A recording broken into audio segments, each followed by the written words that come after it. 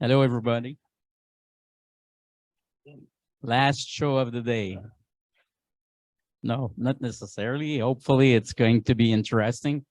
Okay, today I'm going to present on the new energy code for building in Quebec and how this impacts fenestration products and curtain wall. Hang on 1 second. Okay, try again. There you go. All right, it works. Okay, so first of all, we're going to talk about the context, the objective, and the scope of that new code. So basically, if we go back in time, the context is based on the Paris Agreement, which was adopted in 2015 by most industrial countries and others, and due to come into force in 2020, so that's already passed. It's the first universal climate agreement. It was in COP21, if I remember right. We heard about it because it's COP27 right now, or 2027. Limits the temperature increase to below 2 degrees Celsius for this century, which we might not be able to do. We learned this week. Publication of greenhouse gas reduction targets, and obviously trying to be carbon neutral by 2050. So these were the goals that forced somehow Quebec to actually act on something that was outdated, strongly outdated, and you'll understand what I mean. So why regulate? Well, the energy efficiency for building requirements that was currently into effect at the moment that that code was changed, dated back 1983. That's a while, okay?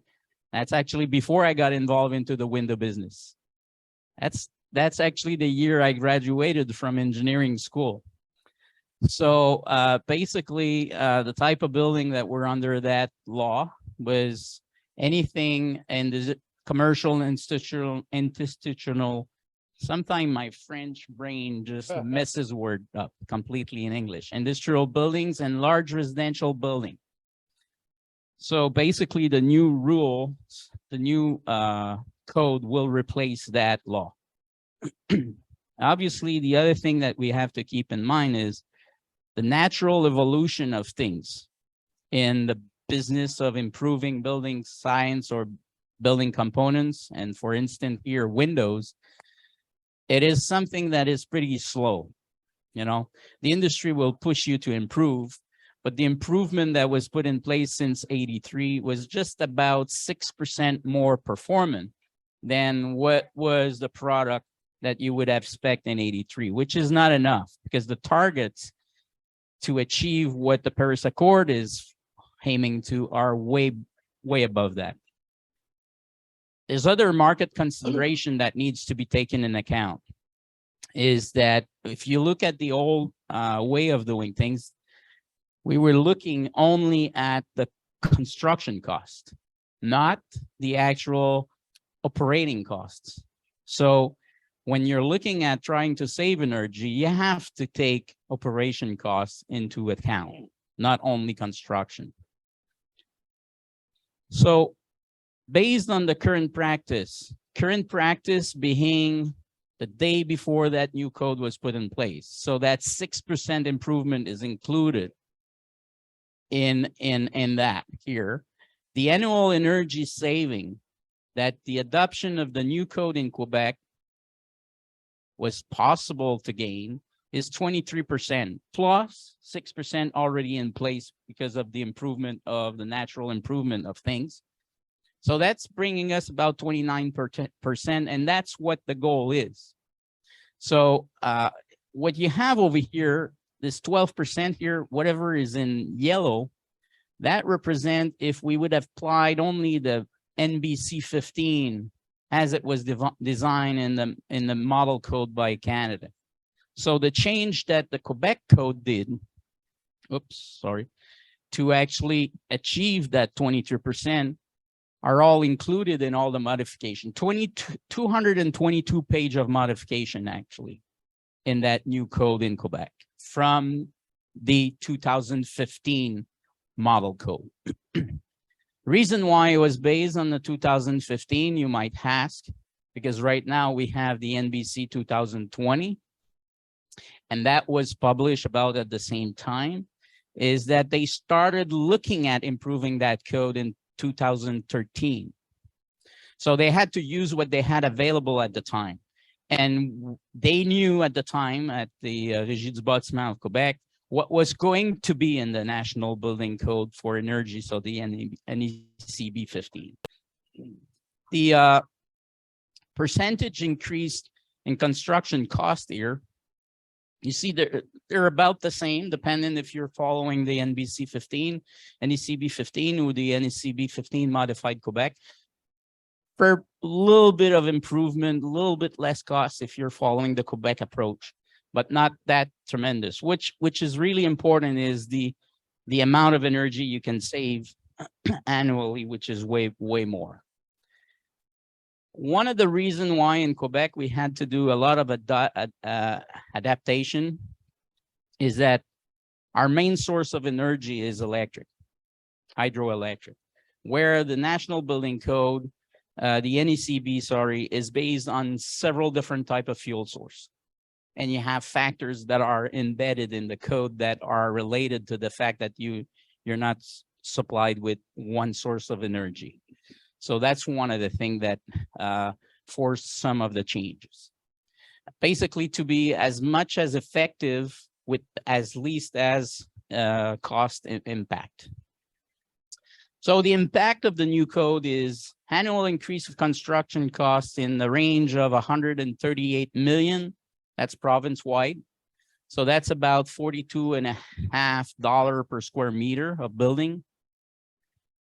Annual reduction of energy consumption is, we're looking at that 23%. It's about 20 million province-wide, so $6.7 per square meter. So that yields a return on investment, let's say, of about 6.8 years. So basically those buildings that are going to be built to the new code, they're going to cost more, but they're going to save energy. And in about 7 years from now, that energy is going to be in your pocket, not to pay back the actual investment. Obviously, there's going to be reduction of greenhouse gas. That's the goal. It's also going to give buildings that are more resilient to power shortage in the terms of comfort, where those buildings are going to have a maintaining the condition in the building a little bit longer for short time power outage. Obviously, in Quebec, if your power outage goes for more than 12 hours, there's nothing you can do. Just buy good clothes, long arm. So improve occupant comfort, obviously, and there's going to be training costs. Just to let you know, I mean, this presentation today here is a condensed, okay, just like to raise some question in your mind, but we're training architects for the last year and a half on that code, 2 day, 4 hour each day. And that's not even enough to cover the whole thing. So there's a lot of things, there's a lot of cost involved with knowing that new code, but the industry is getting there. The building that are impacted with this new regulation, obviously new construction and extension, commercial, institutional, industrial type building of all size, residential building more than 3-story and over 600 meters square. So everything outside of part 9 for residential, but everything in part 9 for other type application. There's a little thing here, small residential building with mixed use are covered by that code. So basically it means you could have a 3-story building built downtown Montreal with the 3 floors being dwelling units, and the building right beside it, first floor is a retailer. That 3-story building besides the other one needs to meet that requirement. The other one needs to need part 11 of the code, which is our complete different aspect. But they're going to be built exactly the same. They may have the exact same windows. They may be, you may not be able to differentiate them, but they're going to be from following two different codes. That's something that the contractor, the architects are going to have to look at. Exclusions. So I've just mentioned residential application, 3-story and less, no more than 600 square meter. Those are covered, and only dwelling units, so only residential application. Those are covered in part 11 of the Quebec Construction Code that was put in place in 2012. Hasn't changed much since then. Greenhouse are excluded. Federal building are excluded. So federal building in Quebec are covered by the latest CNEB. So that's a ruling in the federal government where they're building one building, they got to follow their own code and the latest edition. It doesn't apply to an office that would be federal office, but renting in a Quebec building. It's just when the government is actually owns the actual building. Renovation is not covered. No type, no transformation, no maintenance, no repair work that code doesn't apply to these situations. Building under 10 square meter. So little control rooms and stuff like that, that doesn't apply. Important dates, go fast on that. The adoption by the government in Quebec was in April 2020, was first published in the Gazette Officielle of the Quebec government in May 2020. It's an application since the June 27, 2020 with an 18-month grace period. So basically, it's the next date. Just to let you know, it was available as a final publication only in March 2021. From June 2020 to March 2021, we had to use the NECB 15 with the 222 page of changes and try to understand it. It was a mess, but that's typical, okay? So the start of the regulatory obligation, first excavation. So it's not like the permit. It's not like when you're gonna start building the building. It's when you're gonna start excavation. Was December 27, 2021. Any building built from that date on needs to meet these requirements. So code compliance path for the building envelope, there is 3 main paths to show code compliance. And I'm going to concentrate on building envelope. You've got the prescriptive requirements, which is basically following the recipe. Bang, bang, bang. No question asked. You meet every requirement, you're good. Trade-off. And trade-off is available also for lighting. Though, so lights in the building. But the other here, like HVAC, water heating, and electric distribution, they're only prescriptive requirement if you're going into the prescriptive path. The trade-off is still what we call prescriptive path, because you're actually not meeting the prescriptive requirement, but replacing it by something else, which is better than the prescriptive. The third path is performance, where it's part 8 of the code, and you're basically comparing with whole building energy evaluation, the consumption of energy of your proposed building to the one of the reference building, which would be built exactly with all the prescriptive requirements in place. So if we look at building envelope, general and target objective, obviously the role of the building envelope when we're talking about energy is to control heat exchange between the interior and the exterior. It is for fenestration. It is for, for fenestration, for roof, for walls, for doors, for below ground components and assemblies. So all these components are covered in the code. We'll limit heat loss by conduction, and also there's requirement to limit heat loss by air infiltration or exfiltrations. So if we look at the prescriptive pad requirements, it's section 3.2. There's two zones. So basically the requirements are going to be based on whether you're above or below 6,000 degree days of heating. So any zone that are in the green zone here, which is above or equal to 6,000, they'll have their own requirements and performance. And anything which is in the yellow zone, which is probably 75 to 80% of the constructed zone in Quebec, maybe even more, they're going to have their own requirements.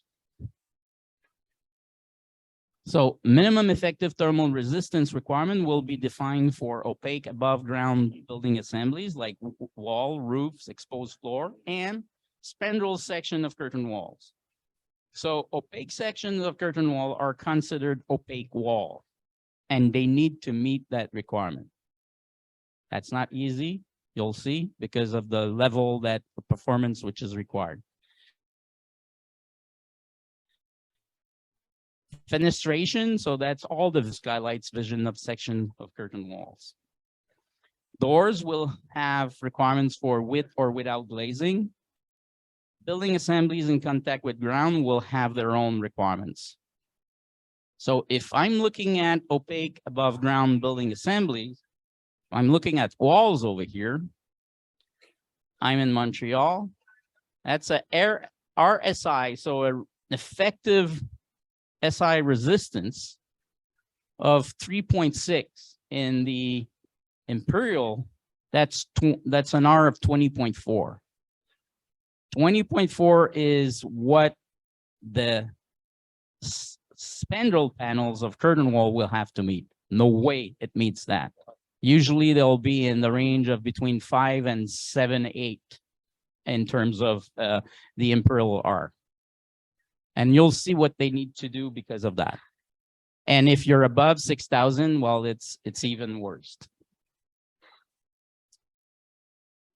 Special consideration, the current curtain wall technology does not allow curtain wall spandrel to achieve the required values. So it means that the designer will have to go with a different mean of conformity, which is either the trade-off pad or the performance pad. The effective thermal resistance of opaque section will be evaluated by a 440.2. So that's nothing new. The industry already knows how to use that. So they've used it, or NFRC 100. So they've used the standard that were already available to the industry. So what are the values? And well, first of all, A440.2 is one of the standard you can use. NFRC 100 is the other one you can use. Among those two, that's more than 99% of the evaluation will be done with either of those, one of those two. You can also use 1503 from HAMA, which is a method to evaluate U value, or ASTM E1423. Those two is very rare, but they've including those because they're listed as optional means of evaluating the U value in NAPS. If you read NAPS, you'll find those two standard. So they said, okay, if somebody in the state wants to sell a product in Quebec and they've done their U value with AMA 1503, we will allow that, okay? So those are the values: skylights, window, doors, with and without glazing. So they're not values that are that tough to achieve, actually. If you're looking at, you know, windows for construction, Montreal, Quebec City, you're looking at a U of 2, okay? If you're going in the more northern region, it's a U of 1.6, so it's feasible. But for some commercial products, becomes a bit complicated to meet the 1.6. Means that in northern region in Quebec, for a lot of commercial type products that are made of aluminum, mainly with thermal breaks, they'll probably have to go to triple glaze. But in Montreal, it's feasible, even for curtain wall, to meet the two without having to go to triple glaze. So there's another thing that needs to be kept in mind is there's a maximum surface area of fenestration. So basically, the maximum is 40% of the total area of wall above ground, except what is in above the roof level. So the part that is, the wall is outside from both sides. So if you're above 40% of glazing, you cannot use prescriptive and you cannot use trade-off. You automatically have to go towards the performance path. And that's something that is important for architects and engineering firm, because when you're looking at building, especially with curtain wall, you'll go over 40% in a lot of cases. You could be 60% on one elevation, as long as you have other elevation that are less, it's the total wall of the whole building you have to look at. There's also a maximum skylight area, which is 3%. Just going back to that, for those that know NBC, NECB 15, there's a scale of these dimensions are not fixed at 40%. If you go in colder region, the percentage will go down. In Quebec, they didn't accept to do that. They felt that that was too restrictive. You need a continuous air barrier assembly, okay, for the entire building. And there are values for each of the product that are specified in the prescriptive requirements. So if you have an opaque construction, there's going to be a value, and they're going to give you a standard by which you have to evaluate it. So CAN-UL CS 742 or STM E2357, there are barrier system evaluation standards. So you got to meet that specific requirements to be able to say that your system meets the code. For fenestration, there's fixed and operable. It's basically NAFs and the less restrictive requirements. So that's not hard to meet. Curtain wall, it's ASTM E283. That's not hard to meet either. And doors, it's either ASTM 283 or NAFs, dependent on products that are covered by NAFs or products that are not covered by NAFs. And the requirements are less restrictive for products that are meant to give access to the building. Like the sliding and commercial automatic door, obviously the requirement is not that restrictive because that's not the role of these products to restrict air. It's to allow escape and entry. There's also an allowance for up to 2% of gross wall for main entrance, where they wouldn't have to show that they're really airtight. Any other doors, they need to be about the same level, well, exactly the same level as operables windows. Okay, the trade-off part, what does it allow? It allows, obviously, exchange between components of building envelope to compensate for the weaker thermal performance of certain elements. And what's nice about the Quebec way of doing things in terms of trade-off is it will allow you change or exchange between roofs, above ground walls, fenestration. I don't know why. Sorry, that was me. Go ahead. Okay. All fenestration and doors and main thermal bridges. And there's no limit. You could replace a window that's not good enough by something on the roof or correcting a thermal bridge or something in the walls. You could correct a wall with better windows. You could correct a thermal bridge, let's say, like a slab for balconies that are not meeting the prescriptive requirement by putting better windows. So there's no limit on which exchange you can do. That's a bit different from the way the CNEB deals with it, as the trade-off needed to be in the same type of products. What's not covered by trade-off is building assemblies in contact with ground. So you cannot trade off a bad window by putting more insulation in the ground because it doesn't see the same thermal characteristic, doesn't see the same environmental conditions. You cannot either use wall separating space with different set points, like you have a cold room to maintain tomatoes throughout the years, and right beside you have office space. That wall has some requirements to meet as per the code, but you cannot say, well, I'm going to put more insulation in that to cover for something in the outside. Obviously, the same reason, doesn't see the same conditions. Air tightness cannot be used for trade-off. Percentage of window, you got to use the performance path, and you'll see why I'm saying percentage of surface of window. When you're going to do trade-off, all the surfaces are going to be the same in terms of dimension in your proposed building and your reference building. Mechanical, electrical components, that's obviously going to be something that's going to be kept just for performance. So basically, what's the idea between in trade-off? So you have two buildings, one which is the reference, which is basically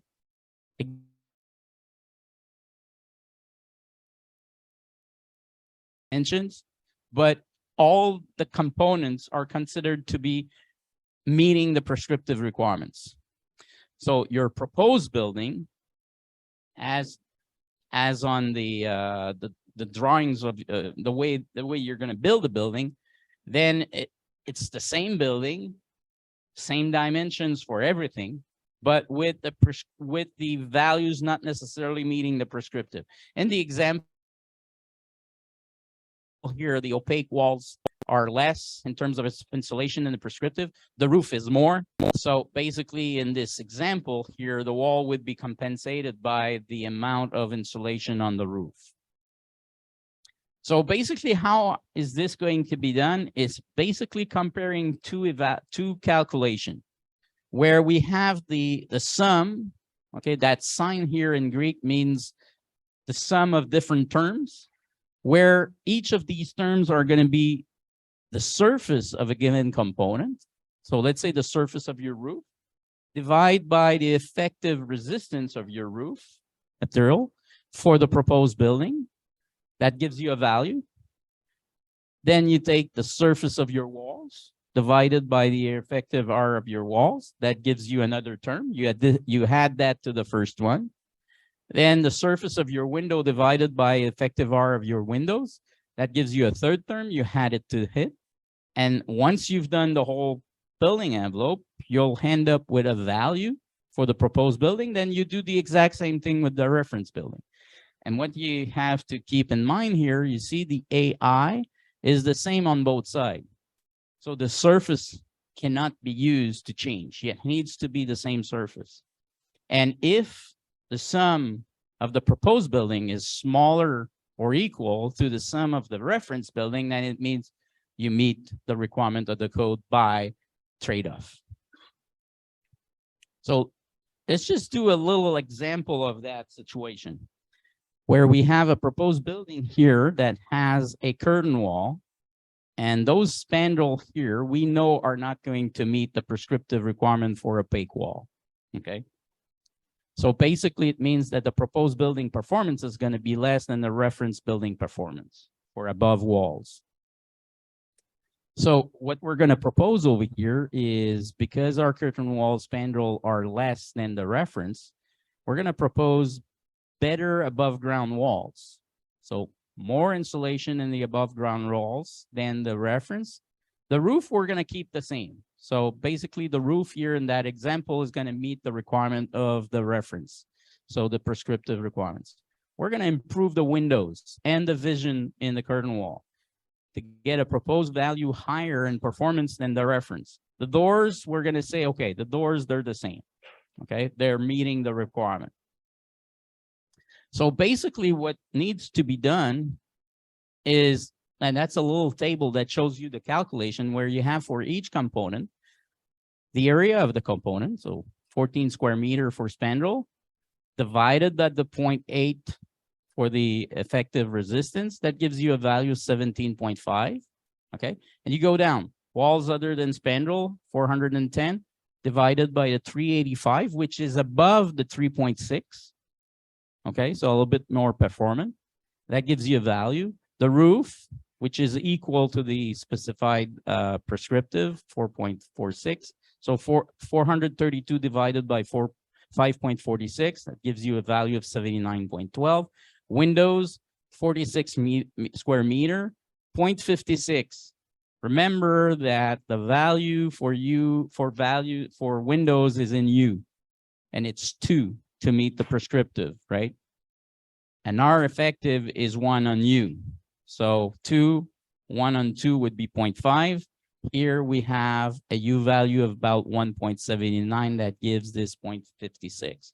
0.56 divided, 46 divided by 0.56 or multiplied by 1.79, that's exactly the same, gives you 82.14. Door without glazing gives you a value of 9. You sum all of that, that gives you 294.8.13. And then you just do exactly the same for the prescriptive. So for the building that will be your reference building. So basically, the only thing that changes here is the effective resistance that are all equal to those prescribed by the code. And the result gives you 297.9. So basically, when you compare the two results, the 294.13 is smaller than or equal to 297.9.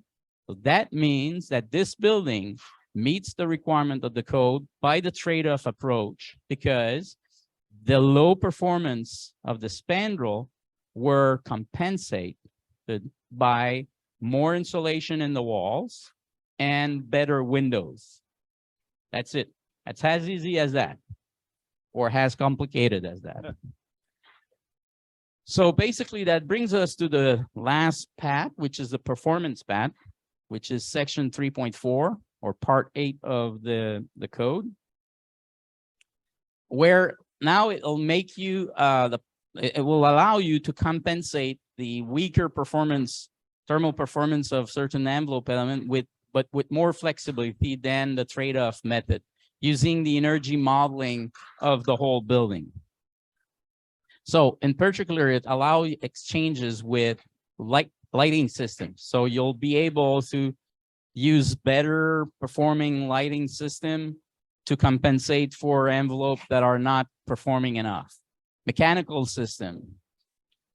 Some envelope element not allowed by the trade-off method, such as greater surface of fenestration.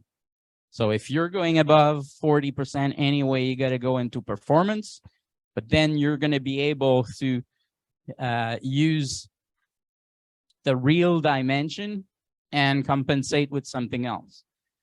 Building assemblies in contact with ground to a limited, it's very limited, because the software right now that are used by the industry in Quebec are not precise enough to be able to account for change with the below ground components. It's more software that are used into research project and stuff like that. But right now they're not using much of the assemblies in contact with the ground, even in the performance path. So basically the idea over here will be to compare by modeling the two buildings, so the proposed building and the reference building. And the goal is to compare the annual energy consumption of the proposed building that have to be smaller or equal to the annual energy consumption of the reference building. They'll be used to compensate fenestration that is above 40%, curtain wall non-compliant spandrel. Any building that is using curtain wall on 4 faces is going to have to go through performance in most cases, because in most of these buildings, your spandrel are not going to meet the prescriptive requirement. If the glazing is even below 40%, but you don't have enough improvement you can do to your glazing to compensate for the spandrels, you may not have enough roof to actually compensate, because these are more slender building, right? So it means that four-sided, four elevation of curtain wall will probably force you into performance almost every time, especially if you're in the northern region of Quebec. Is that 1.6 for the glazed portion is going to be restricted. Non-compliant can't deliver balconies. So, these architectural rendering where you have balconies that are all around the building, forget it. I mean, prescriptive won't be able to show you conformance. So the idea is comparing two buildings that are going to be modeled by energy simulation. And basically the simulation, there's a software. Well, there's several software, but the thing I need to mention here is those software need to be validated in accordance with NC ASHRAE 140 standard. And most of this, all of the software that are used in North America, they're all in conformance with that method. So basically is to compare the reference building with the proposed building. Here, the example is your walls are less than the prescriptive level. And in this case here, they've improved the efficiency of the mechanical system by probably putting a thermal wheel, we call, which recuperates the energy that improves your efficiency of your system and allows you to show conformance. These software are going to consider a lot of things, building and orientation. They'll consider the internal loads, occupants, activities, process. They'll also consider the appliance consumption like HVAC, lighting, water heating systems. They have to consider the heat transfer, obviously, for the building envelope. Dynamic temperature evolution is going to be considered. Thermal mass effect, air leakage. The thing that we have to keep in mind with air leakage, though, is that we spoke about air leakage prescriptive requirements. When we're getting into performance, it's not the same air leakage that's going to be taken in account. So basically, you have to show that your materials are airtight. But when you're getting into performance, the airtightness of the building envelope is defined by the code. A certain value is defined. And that's the value you had to use in your simulation, both for the reference building and the proposed building, no difference. So you cannot use in modeling a building, the airtightness as a way of improving, okay? That's one, that is something that is important to keep in mind. The reason behind that is when you're doing a modelization of a whole building, the precision of the modeling is very acute, and you need to use things that you have control over. Air leakage, you don't. So that's why the value is specified in both cases, and it's not part of it. Maybe at some point when we're going to have more results of old building evaluation and stuff like that, but it's not at the present moment. Solar gains, shade, obviously, and it will cover a period of 1 year, 8,760 hours, an interval of every hour, so that's very precise.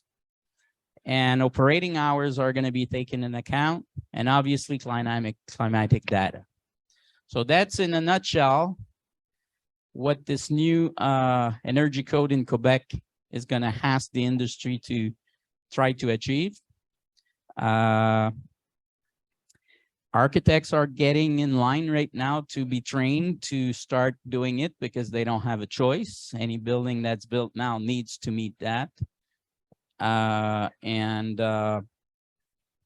Engineering firm are starting to do a lot of simulations for old buildings. It's a change. It's a game changer in the industry in Quebec at the present moment. The window industry is ready because they have their results. The curtain wall industry is a little bit lagging on improving their spandrels and having results, but they're getting there. So we'll see. Architects are lost right now, just completely lost, because there's a big responsibility over their head. and they're getting trained. Some firms have started using the new code. Those firms that were already using CNEB 15 have an edge on everybody else. But those firms that were building buildings just based on the old 1983 standard, they're lost completely. Those firms that were building, you know, like incentive program type buildings, they have most of their design will meet the new requirements, because if you're gold or you know, in those incentive program, the requirements, you're gonna have the product. You're already using the products to meet the requirements. You're already doing building modelization. So, you know, for those firms, it's a bit less problematic to actually show conformance. Any question? Yes.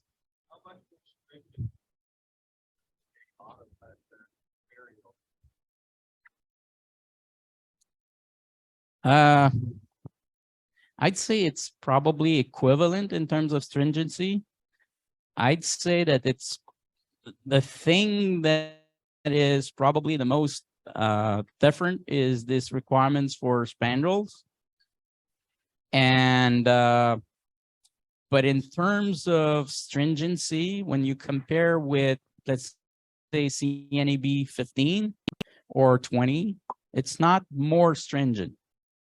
It's actually, there's actually paths into the Quebec code that allows you easier path to conformance than the rest of Canada. Okay. But the problem is not comparing with the rest of Canada. The problem is comparing with what you've been used to do for the last 34 years and more, right? Yes.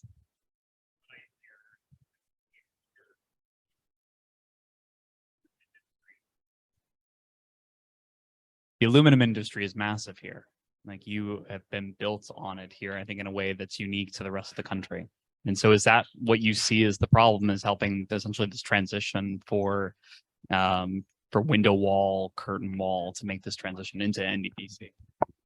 Yeah, if your building is located in the 6,000 degree days and less, it's not too bad.